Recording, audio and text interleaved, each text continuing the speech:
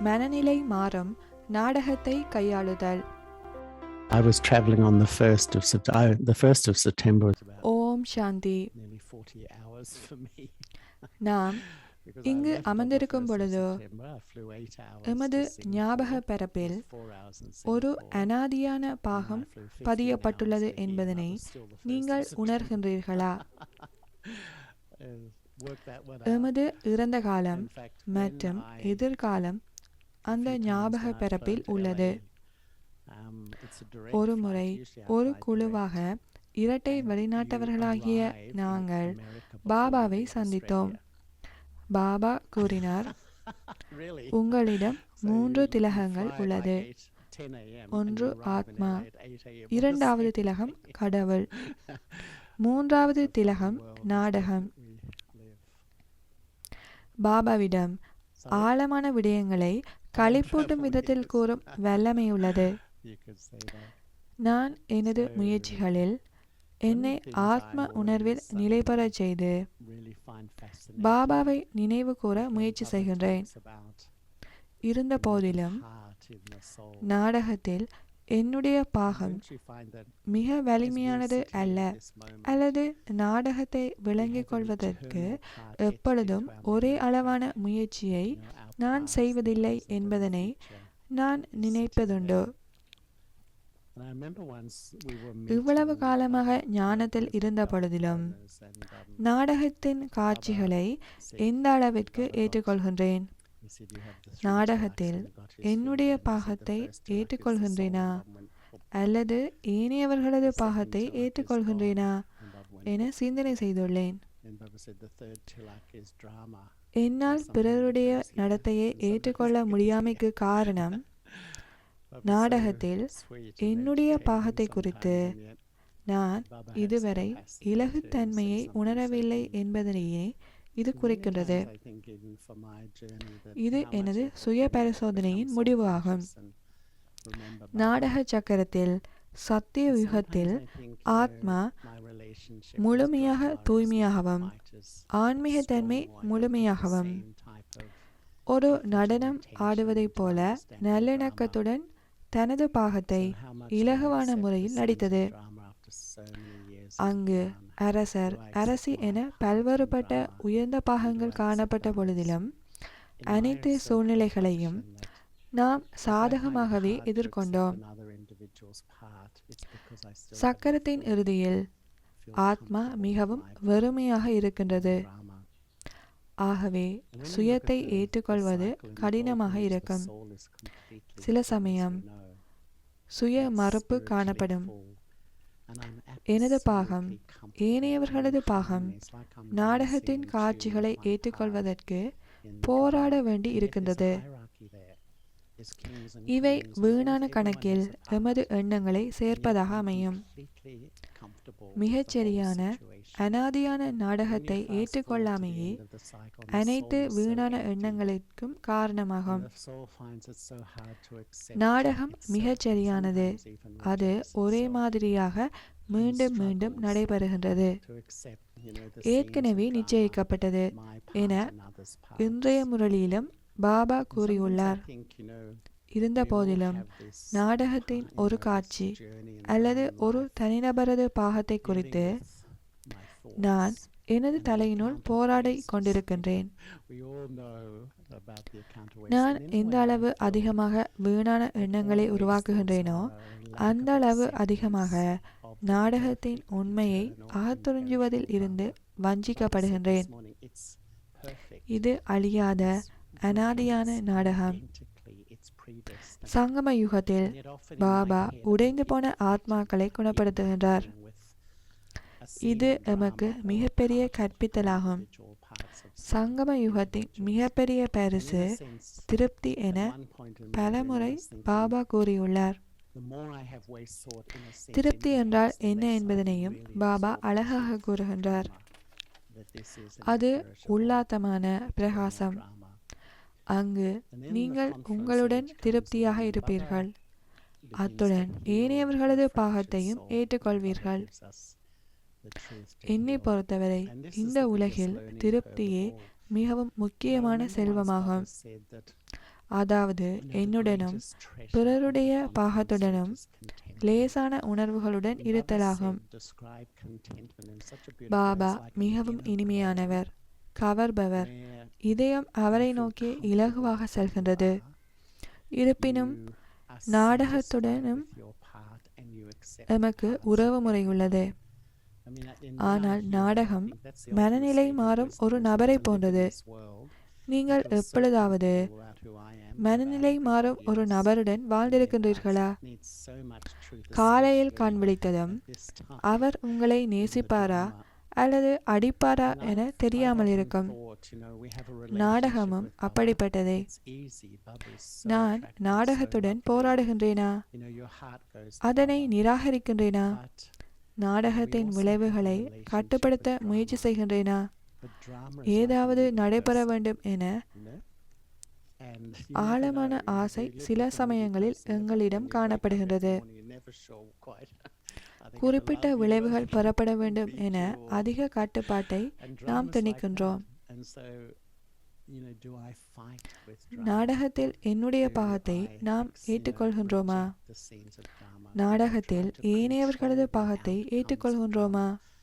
Often we become so controlled. நாம் We have போராடுகின்றோம், such a deep எதிர்க்கின்றோம் desire that என்றால் something happens. நாடகத்துடன் We've got எமக்கு so much நல்ல energy in உறவுமுறை trying to இல்லை control an outcome. என்பதனை அது Do சுட்டி I காட்டுகின்றது. accept my part in drama? அது Do I உண்மையில் accept பாபாவுடனான the parts of others in எனது drama? உறவு முறையை Because பாதிக்கும். if I'm fighting and battling, it means ஏனென்றால் that I don't have a போராடும் very பொழுதோ healthy relationship with நாடகத்தின் drama. காட்சிகள் And why?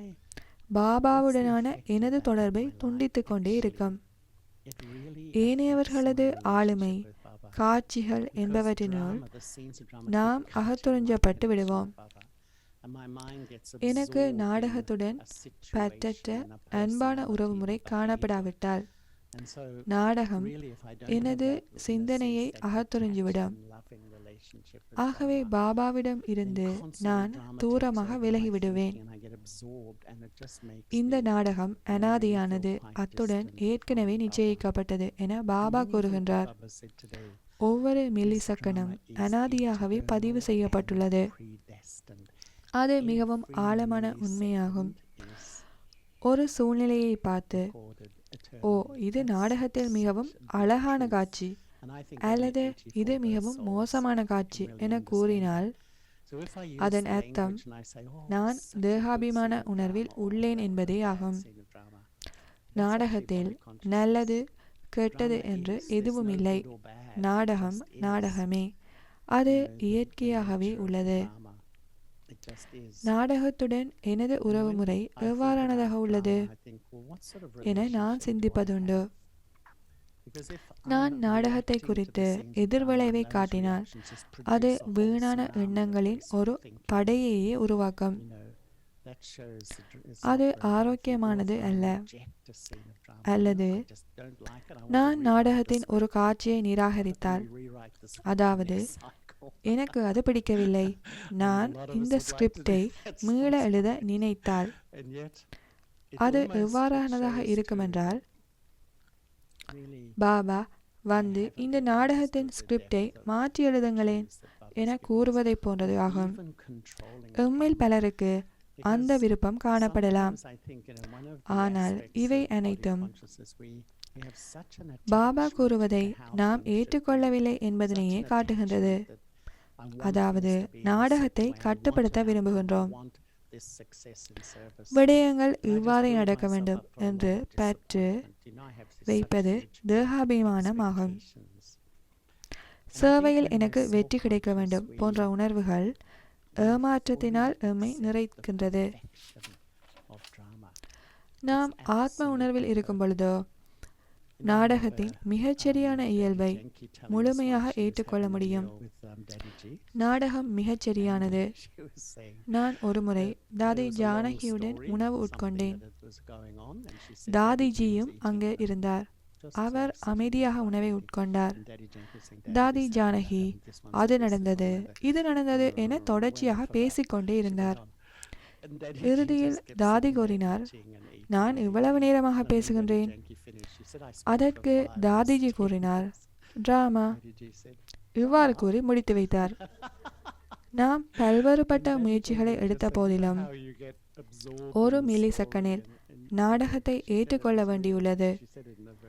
1980களில் ஆரம்பத்தில் நாங்கள் பாபாவை சந்தித்த பொழுதோ அதில் ஒரு சகோதரருக்கு உடல் சுகவீனமாக இருந்தது.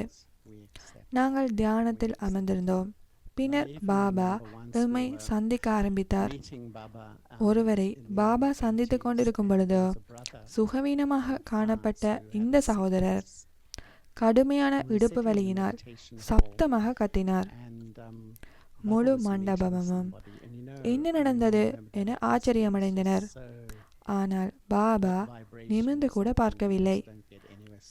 அவர் ஏற்கனவே சந்தித்துக் கொண்டிருந்த நபருடன் சில வார்த்தைகளை கதைத்து முடித்த பின்னர் சுகவீனமான சகோதரரை பார்த்து நலமா என்று மாத்திரம் கேட்டார்.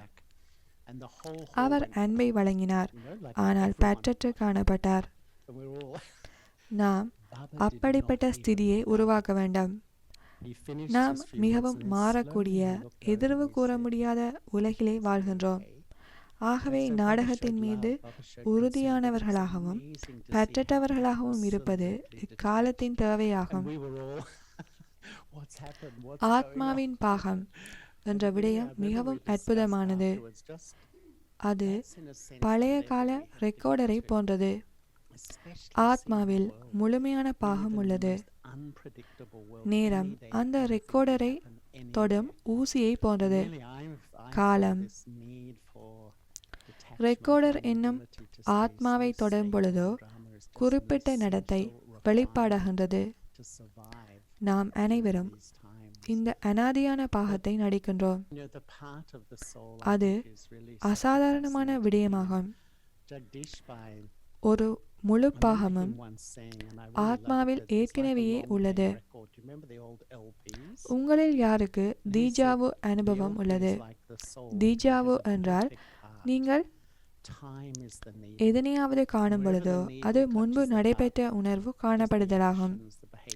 எனக்கு அத்தகைய அனுபவங்கள் உள்ளது.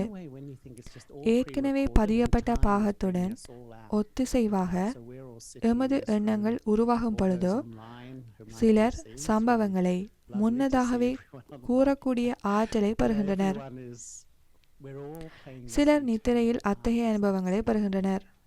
புத்தி ஓய்வாக இருக்கும் பொழுதோ உணர்வானது முழு பாகத்தையும் உணரக்கூடிய நிலை உருவாகின்றது. தற்பொழுதோ உலகில் அதிக அளவு மன அழுத்தம், பரபரப்பு காணப்படுவதற்கான காரணம் எதிர்காலத்தில் நடைபெற இருக்கும் மிகப்பெரிய குழப்பங்களுக்கு மனித ஆத்மாக்கள் உணர்வு நிலையை பெறுகின்றனர் என்பதனாலேயே ஆகும். அனைத்து மனிதர்களும் இந்த உலகம் விழும் நிலையில் உள்ளதனை உணர்கின்றனர். பாபா இது சம்பந்தமாக 4 விடயங்களை கூறுகின்றார். பாகம், கதாபாத்திரம், கதை, அத்துடன் அனாதியான சுயம். எமது பாகம் ஆத்மாவில் அனாதியாகவே பதியப்பட்டு உள்ளது. நேரம் பாகத்தை வெறுமனே வெளிக்கொண்டு வருகின்றது. சிலரது பாகத்தின் அடிப்படையில் அவர்களது சமஸ்காரம் இயல்பாகவே வெளிநோக்கு முகமானவர்களாகவே காணப்படுகின்றனர். சிலர் உள்நோக்கு முகமானவர்களாக இருப்பார்கள். சிலர் புத்தாக்கமுடையவர்கள். சிலர் பழைய விடயங்களில் பிடிப்பானவர்களாக இருப்பார்கள். ஆனால் நம்மை நமது பாகத்துடன் இணைப்போம் ஆயின் நமது பாகத்தை நம்மால் சில சமயம் ஏற்றுக்கொள்ள முடியாமல் இருக்கும். கதாபாத்திரம் என்பது பாகத்தின் வெளிப்பாடு ஆகும். உதாரணமாக, நான் ஒரு பெற்றோராக இருத்தல், ஒரு சென்டரின் பொறுப்பாக இருத்தல், நான் ஒரு பிகே என பல கதாபாத்திரங்கள் இந்த நாடகத்தில் உள்ளது. எனது பாகத்தை நானாக கருதும் பொழுதே நான் மற்றவருடன் என்னை ஒப்பிட ஆரம்பிக்கின்றேன். சுயத்தை பாகமாகவோ அல்லது கதாபாத்திரமாக கருதுவதனாலேயே பொறாமை, போட்டி என்பன உருவாகின்றது. 3வது விடயம் எனது கதை.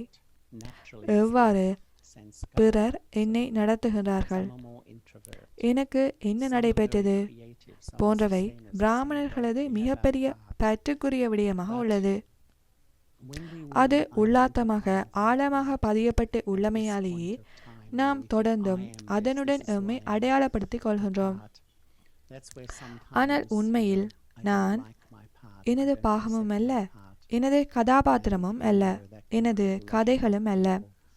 ஆகவே எனக்கு என்ன நடந்தது, எவ்வாறு என்னை பிறர் நடத்தினார்கள், என்னை பற்றி என்ன பிறர் நினைக்கின்றார்கள், இவை அனைத்தையும் நாம் விட்டுவிட வேண்டும். மனோ தத்துவவியலாளர்கள் கூறுகின்றனர், 70% எமது சிந்தனை இறந்த காலத்தை குறித்தது ஆகும். நாம் தொடர்ந்தும் அவற்றை மீள் சுழற்சி செய்கின்றோம். பாபா கூறுகின்றார், நீங்கள் அனாதியான ஒரு ஆத்மா, உங்களது பாகம் நீங்கள் அல்ல, உங்களது கதாபாத்திரமும் நீங்கள் அல்ல. நீங்கள் ஒரு கதாபாத்திரத்தை நடிக்கின்றீர்கள், உங்களுக்கு ஒரு கதை உள்ளது, ஆனால் நீங்கள் அனாதியான ஆத்மா. பாபாவிற்கும் ஒரு அனாதியான பாகம் உள்ளது, ஆனால் அவர் தனது பாகத்தில் இருந்து முற்றாக பற்றற்றவராக காணப்படுகின்றார். தன்னை தனது பாகத்துடன் அடையாளப்படுத்துவது இல்லை. ஆனால் நாம் எமது பாகத்துடன் எம்மை அடையாளப்படுத்தி, எனக்கு எனது பாகம் பிடிக்கும் அல்லது பிடிக்காது என கூறி பிறருடன் ஒப்பிடுகின்றோம். நாம் நமது கதாபாத்திரத்தை பற்றி கொள்ளும் பொழுதே இறந்த காலத்தின் பாதிப்புக்கு உட்பட்ட ஒரு நபராக எம்மை நாம் நினைக்கின்றோம். உண்மையின் ஆழத்தை அகத்துறிஞ்சும் பொழுதோ, எனக்கு இந்த நாடகத்தில் அனாதியான பாகம் உள்ளது, உங்களுக்கும் அனாதியான பாகம் உள்ளது, ஆகவே ஏனையவர்களை என்னால் ஏற்றுக்கொள்ள முடியும். பிற ஆத்மாக்களது பாகத்தை குறித்து வீணான எண்ணங்களை உருவாக்குதல், தாக்கப்பட்ட உணர்வு மற்றும் குழப்பமடைதல், இவை அனைத்தும் அப்பொழுதே முடிவடையும். இது வெறும் நாடகமே. ஒவ்வொருவரது பாகமும் துல்லியமானது. சிலரது பாகம் மிகவும் இனிமையானது, அனைவரும் அவர்களை நேசிப்பார்கள். சிலரது பாகம் அந்த அளவு இனிமையானதாக இருக்காது. ஆனால் ஒரு நாடகத்தில் அனைத்து வகையினரும் தேவைதானே. பாபா நாடகம் பற்றி கூறும் பொழுதோ அது மிகவும் பயனுள்ள விடயமாகும். 1970களில் நாம் சிட்னி யூனிவர்சிட்டியில் ஒரு கண்காட்சி நடத்தினோம். உலக மாதிரி ஒன்றை கண்காட்சியின் நடுவே வைத்தோம். அதில் எழுதப்பட்டிருந்தது உலக நாடகம். கிறிஸ்து, முகமது மற்றும் 5 மில்லியனுக்கு மேற்பட்ட நடிகர்களை கொண்டு மேன்மையான இறைவனால் இயக்கப்படும் நாடகம் என எழுதினோம். மக்கள் அதனை விரும்பினார்கள் மற்றும் விளங்கிக் கொண்டனர். ஒருமுறை தாதி பிரகாஷ்மணி ஆஸ்திரேலியாவில் ஒரு பல்கலைக்கழகத்தில் ஒழுங்கு செய்யப்பட்ட ஒரு நிகழ்ச்சிக்காக 1980களில் வந்திருந்தார். அது மிகவும் வெற்றிகரமாக நடைபெற்றது. சென்டருக்கு திரும்பிய பின்னர் அனைவரும் மிகவும் சந்தோஷமாக இருந்தனர். தாதி பிரகாஷ்மணி அனைவரையும் புகழ்ந்தார். பின்னர் கேட்டார், அந்த நிகழ்ச்சிக்கு ஒருவரும் வரவில்லையாயினும் இந்த அளவு மகிழ்ச்சியாக நீங்கள் இருப்பீர்களா? ஆகவே நாம் எம்மை சோதிக்க வேண்டும். எனது சந்தோஷம் விளைவுகளில் தங்கியுள்ளதா? ஏனென்றால் சில சமயம் வெற்றி என்றால் அதிக எண்ணிக்கையில் மக்கள் வருதல் அல்லது பெரிய பிராமண குடும்பம் காணப்படுதல் எனும் சூட்சுமமான எண்ணத்தை நாம் கொண்டிருக்கின்றோம். எனது சுயமரியாதை இத்தகைய விடயங்களின் அடிப்படையாக உள்ளதா அல்லது பாபாவுடனான எனது உறவுமுறையின் அடிப்படையில் அது அமைந்துள்ளதா? உண்மையில் இத்தகைய எண்ணிக்கையில் அன்றி பாபாவுடனான எனது உறவுமுறையின் அடிப்படையிலேயே எனது சுயமரியாதை அமைய வேண்டும். எமது பிராந்தியத்தில் ஒரு இனிமையான சகோதரி இருந்தார். அவர் மிகவும் அர்ப்பணிப்புடன் சேவை புரிபவர். 30 வருடங்களாக சென்டரை நடத்தி வந்தார். மிகச்சிலரே சென்டருக்கு வருவார்கள். அந்த பிராந்தியம் முஸ்லிம்கள் அதிகம் வாழும் பகுதி. அவர் சில சமயம் தன்னை குறித்து சந்தேகத்தை வளர்ப்பதுண்டு. ஒரு முறை பாபாவுடன் பேசும் பொழுதோ, பாபா சில இடங்களில் அதிக எண்ணிக்கையில் பிகே உள்ளனர், சில இடங்களில் தரமான ஆத்மாக்கள் உள்ளனர், சில இடங்களில் கல்ப விருட்சத்தின் குறிப்பிட்ட கிளைக்குரிய ஆத்மாக்கள் உள்ளனர். அத்துடன் இந்த விளைவுகளில் எமக்கு சந்தேகம் உள்ளது என கூறினோம். பிராமண வாழ்விற்கு வர முன்னர் பிறரது கருத்துக்களை நிமித்தமாகவே எமது செயல்களை செய்தோம். தொழில் போன்ற விடயங்களில் நான் யார் என்பதற்கு ஒரு அத்தாட்சியாக அவற்றை நினைத்தோம். ஆனால் ஞானத்திற்கு வந்த பின்னர் எதனையாவது பெறுவதற்காக அன்றி பாபாவிடம் இருந்து பெற்றவற்றை பிறருக்கு வழங்குவதற்காகவே செயல்களை செய்கின்றோம். செயல்கள் வெற்றி பெற்றால் நல்லது, வெற்றி பெறப்படாவிட்டாலும் நான் பெற்றவராகவும் லேசாகவும் இருக்க வேண்டும். இந்த காலகட்டத்தில் மிக முக்கியமான தேவை மிகவும் பெற்றவராகவும் மிகவும் அன்பானவராகவும் காணப்படுதலாகும். நாம் நினைத்து பார்க்க முடியாத விடயங்கள் இந்த உலகில் நடைபெற உள்ளது. நீங்கள் இப்பொழுதோ பெற்றவராக மாறவில்லையாயின் நாடகம் உங்களை வலுக்கட்டாயமாக பெற்றவராக மாற்றும் என பாபா கூறியுள்ளார். பெற்ற தன்மை என்பது மிகவும் தவறாக விளங்கிக் கொள்ளப்பட்ட விடயமாக உள்ளது. சில சமயம் ஒதுங்குபவர்களாக அக்கறையற்றவர்களாக இருப்பதனை பெற்ற தன்மை என சில பிராமணர்கள் நினைக்கின்றனர். ஆனால் பாபாவுடைய பெற்ற தன்மை அன்பையும் இணைத்ததாகும். நாம் இந்த உலகிற்கு வரும்பொழுது ஒரு பாகம், பால், இனம் என எந்தவித புற அடையாளங்களும் அற்று ஒரு ஆத்மாவாக வந்தோம். ஆனால் கால ஓட்டத்தில் பல அடையாளங்களை சேகரித்து வந்துள்ளோம். இந்த ஞானம் அனைத்தையும் கலற்றி எம்மை வறுமையாக்கி வீட்டிற்கு செல்ல தயாராக்குகின்றது. பாபாவுடனான எனது உறவு முறை வலுவடையும் பொழுதோ பொய்யான அடையாளங்கள் என்னை விட்டு விலகும். எம்மில் பலர் ஆத்ம அபிமான பயிற்சியில் மிகவும் மேலோட்டமாகவே உள்ளார்கள். யக்கியத்தின் ஆரம்பத்தில் ஆத்ம அபிமான பயிற்சிக்கு அதிக முக்கியத்துவம் வழங்கப்பட்டது. காலையில் எழுந்தவுடன் முதல் எண்ணம், நான் ஆத்மா இந்த உடலில் அவதாரமாக புறப்படுத்தியிருக்கின்றேன்.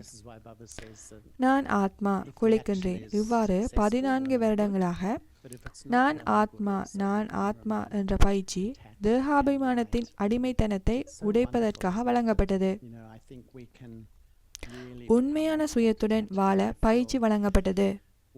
உண்மையான யோகி வெளிப்புறமாக சேவை பொறுப்புகளை கையாண்ட பொழுதிலும் உள்முகமாக சுயத்தை உடலில் இருந்து பெற்றவராக்கி பாபாவுடன் இணைப்பை கொண்டிருப்பார். இதுதான் பிராமண வாழ்வின் அத்தியாவசியமான விடயமாகும். ஒருமுறை தாதி ஜானகி கூறினார், ஞானம் மற்றும் யோகத்திற்கு இடையே டென்ஷன் காணப்படுகின்றது. ஆனால் சுயத்தின் மீது அன்புடன் தொடர்ச்சியான அட்டென்ஷனை கொடுக்க வேண்டும். சில எதிரான எண்ணங்கள் உருவாகும் பொழுதே சுயத்தில் கவனத்தை செலுத்தி அந்த எண்ணங்களை மாற்ற வேண்டும். தொடர்ச்சியான கவனத்தை சுயத்தில் பேணுவதே இந்த வாழ்வின் முக்கியமான விடயமாகும். ஆத்ம அபிமான ஸ்திதியை உருவாக்குவதே அடிப்படையான முயற்சியாக இருக்க வேண்டும். 1980களில் இரட்டை வெளிநாட்டவர்கள் பாபாவை சந்திக்கும் பொழுதோ பாபா எங்களை 7 நாள் பாடநெறியின் மீட்டலை செய்யுமாறு கூறினார். உங்களுக்கு ஞானம் தெரியும், ஞானத்தில் நம்பிக்கை உள்ளது, ஞானத்தை கற்பிக்கின்றீர்கள், ஆனால் ஞானத்தை அனுபவம் செய்யவில்லை என பாபா கூறினார். இது எனது முழு பிராமண வாழ்வையும் மாற்றி அமைத்தது. பக்தியில் நாம் தெரிந்து கொள்கின்றோம், அத்துடன் நம்புகின்றோம். ஆனால் ஞானத்தில் முதலாவது படி தெரிந்து கொள்ளுதல், இரண்டாவது படி நம்புதல், அடுத்த 998 படிகளும் சுயத்தை அனுபவம் செய்வதற்கு எனக்கு நானே பயிற்சி வழங்குதல் ஆகும். நான் அமைதியான ஆத்மா என்பதனை நாம் வாழ்வில் அனுபவம் செய்யும் அளவிற்கு அமைதியற்ற எந்த சூழ்நிலையையும் எனது அமைதியான ஸ்திதி தாண்டவிக்கும். இதுவே ஆத்ம அபிமான ஸ்திதியை அடைவதற்கான சரியான பாதையாகும். நான் ஒரு முறை மன்மோகினி தீதியிடம் கேட்டேன், இந்த வாழ்வில் எந்த முக்கியமான பயிற்சியை நாம் செய்ய வேண்டும்? அவர் உடனடியாகவே கூறினார், அசரீரி நிலை. 32 கால வருட முயற்சியின் பாபா 3 வார்த்தைகளில் இறுதியாக கூறினார், அசரீரி நிலை, அகங்காரமற்ற நிலை மற்றும் விகாரமற்ற நிலை. நான் பௌதிகமற்ற ஒளி என்பதனை உணர்வதே உண்மையான இரகசியமாகும். இந்த பௌதிக உலகில் வாழ்ந்தாலும் இந்த பௌதிக உலகால் பாதிக்கப்படாது நான் அசரீரியான சக்தி என்பதனை உணர்வதே உண்மையான தூய்மையாகும். நீங்கள் இங்கேயே உள்ளீர்கள், பங்களிப்பை வழங்குவீர்கள், ஆனால் எதனாலும் பாதிப்படைய மாட்டீர்கள். அதுவே வலிமையான நிலையாகும். அந்த நிலையையே பாபா விரும்புகின்றார். ஆத்ம ஞானத்தின் சாரம் எனது அனாதியான தன்மையை சுயம் உணர்வது ஆகும் என தாதி ஜானகி கூறியுள்ளார். நான் எப்பொழுதும் உள்ளேன் என்பதனை உணர்வதே உடல் மற்றும் மரியாதை என்பன இழக்கப்படுவதனால் வலி உணரப்படாத நிலையை உருவாக்க உதவி புரியும். உண்மையை உணர்வாக மாற்றுவதே தேவையானது ஆகும். அப்பொழுதே நீங்கள் அன்பின் சொரூபமாகவும் மாற முடியும். ஒருமுறை ஜெகதீஷ் பாய் அவர்களுடன் சக்தி நாகாவில் தங்கியிருந்தேன். அவர் கூறினார், இந்த வாழ்வில் ஆன்மீக அனுபவமே மிகப்பெரிய பராமரிப்பு. பல பிராமணர்கள் நம்பிக்கையின் அடிப்படையில் பராமரிக்கப்படுகின்றனர். அதனால் பௌதீகமாக ஒழுங்குமுறைகளை கடைபிடிக்கின்றனர். பிராமண பக்தர்களைப் போல அவர்கள் உள்ளனர். ஆனால் என்னிடம் புதுமை உள்ளதா? ஒருமுறை பாபா எங்களை சந்தித்த பொழுதோ பல தடவைகள் வலியுறுத்தி கூறிய விடயம் என்னவென்றால், யோகத்தில் புதுமையான அனுபவங்களை கொண்டு வாருங்கள். நாம் சேவையில் புதுமையை அல்லது வெளிப்புறமான புதுமைகளை தேடுகின்றோம். இன்றைய மனிதர்கள் கூட வெளிப்புறமாக தேடுவதைப் போல நாமும் உள்ளோம். ஏனென்றால் அகத்தை பெரிதாக எதுவும் இல்லை. நீங்கள் அமர்ந்திருந்து பாபாவுடன் புதுமையான யோக அனுபவங்களை உருவாக்குங்கள். அவையே பல வாரங்களுக்கு உங்களை பராமரிக்கும். ஒருமுறை பாபா யோக அனுபவத்திற்கு ஒரு வாய்ப்பாடை வழங்கினார். ஒரு புள்ளியாக மாறி புள்ளியை வைத்து புள்ளியை நினைவு செய்யுங்கள் என ஒரு அவ்யக்த முரளியில் பாபா கூறியுள்ளார். உலக கல்வியில் நாம் அதிகமாக தகவல்களை படிக்கின்றோம். ஆனால் ஆன்மீக கல்வியில் நான் ஆத்மா அந்த ஒரு கருத்தில் ஆழமாக செல்ல வேண்டும். புதிய அனுபவங்கள் மற்றும் புதிய உணர்வுகளை சுயத்தை பராமரிப்பதற்கு வழிவகுக்கும். 1965 முன்னர் வழங்கிய ஒரு சாகார முரளியில் பாபா கூறியிருந்தார், குழந்தைகளே, அதிகாலையில் எழுந்திருந்து நான் யார் என கேளுங்கள், நான் ஆத்மா என சிந்தனை செய்யுங்கள் என்று கூறினார். தொடர்ந்தும் கூறுகையில், ஆத்மாவை விட மிகச்சிறியது எதுவும் இல்லை. ஆகவே தற்காலிகமான சுயத்தை விட்டு உண்மையான சுயத்தை அனுபவம் செய்ய பாபா எங்களை ஊக்குவிக்கின்றார். ஓம் சாந்தி. ஆன்மீக அனுபவங்களை மும்மொழிகளிலும் பெற்றுக்கொள்ள எமது யூடியூப் சேனல்களுடன் தொடர்ந்தும் இணைந்திருங்கள்.